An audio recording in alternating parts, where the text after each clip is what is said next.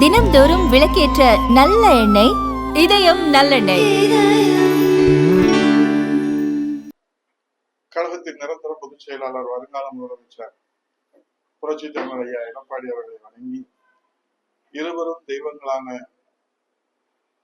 புரட்சி தலைவர் எம்ஜிஆர், தமிழகுலசாமி அம்மா அவர்களின் அருளாட்சியோடு அன்னை தமிழக மக்களுக்கு என் பணிவான கருத்தை வணங்கி சமர்ப்பிக்கின்றேன். தமிழ்நாட்டில் இப்போது நேற்று மாலையிலிருந்து ஒரு பரபரப்பு தொற்றிக் கொண்டிருக்கிறது. தமிழ்நாட்டை சாராத கர்நாடகா மாநிலத்தைச் சேர்ந்த பிரபல திரைப்பட தயாரிப்பாளரை தமிழக அரசின் டெல்லி சிறப்பு பிரதிநிதியாக நியமித்திருக்கிறது தாவேக அரசு. இதற்கு முன்பாக தனக்கு ஜாதகத்தை கணித்து கூறும் ராதன் பண்டிட் அவர்களை தனது அரசியல் ஆலோசகராக தாவேக அரசு நியமனம் செய்து, அதற்கு பிறகு கடும் விமர்சனங்கள் எழுந்ததற்கு பிறகு ராதன் பண்டிட்டனுடைய நியமனம் ரத்து செய்யப்பட்டது.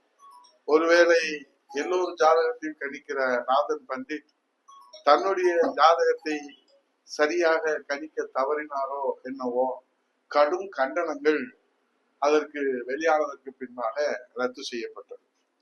அதற்கு பிறகு தன்னுடைய மேனேஜர் ஜெகதீஷ் பழனிசாமி அவர்களையும் தன்னுடைய வியூக வகுப்பாளர் ஜான் ஆரோக்கியசாமி அவர்களையும் அதிகாரப்பூர்வமான பவர் சென்டராக தன்னுடைய ஆலோசகர்களாக உதவியாளராக அவர்கள் இருப்பார்கள். என்னுடைய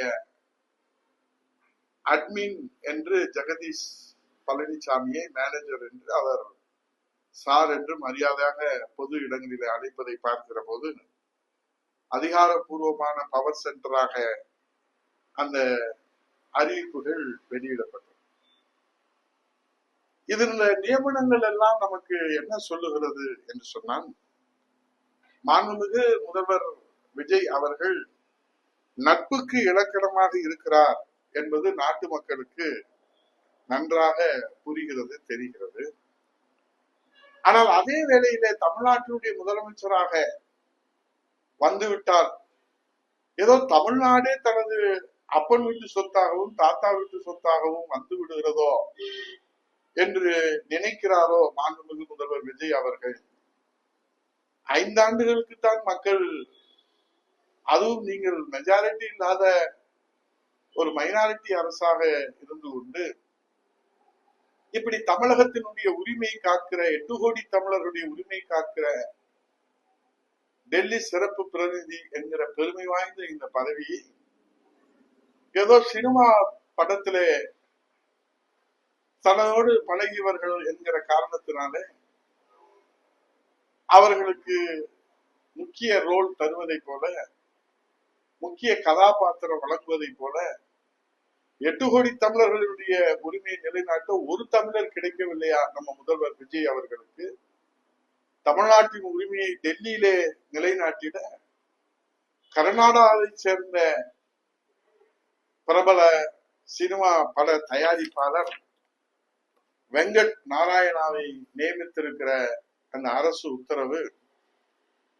ஆனால் ஒன்று புரிகிறது, தன்னை வைத்து படம் எடுத்தவர்கள், தான் படத்தில் நடிப்பவருக்கு மேனேஜராக இருந்தவர்கள், தனக்காக இருந்த நட்பு வட்டாரத்தில் இருந்தவர்கள், ஜெகதீஷ் பழனிசாமி, ஜான் ஆரோக்கியசாமி, விஷ்ணு ரெட்டி, ராதன் பண்டிட், வெங்கட் நாராயணா, இப்படி எல்லோருக்கும் அரசு பதவி வழங்கிய மாண்புமிகு முதல்வர் விஜய் அவர்கள் நட்புக்கு இலக்கணமாகவும் உறவுக்கு இலக்கணமாகவும் இருக்கின்ற பிரபல திரைப்பட கதாநாயகியாக இருக்கிற திரிஷா கூட துணை முதல்வராக விரைவிலே அறிவிப்பு வெளிவரலாம்.